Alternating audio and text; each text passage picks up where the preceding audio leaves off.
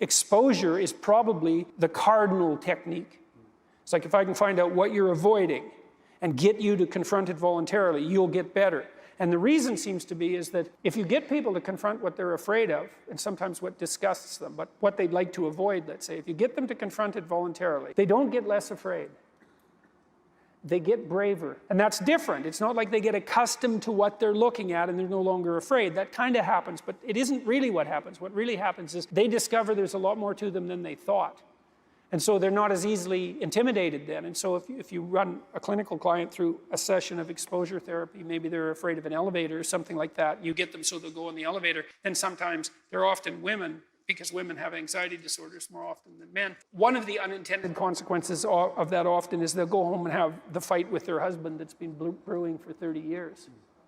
Because they're now braver. They see themselves in a different light because they've confronted this thing that terrifies them.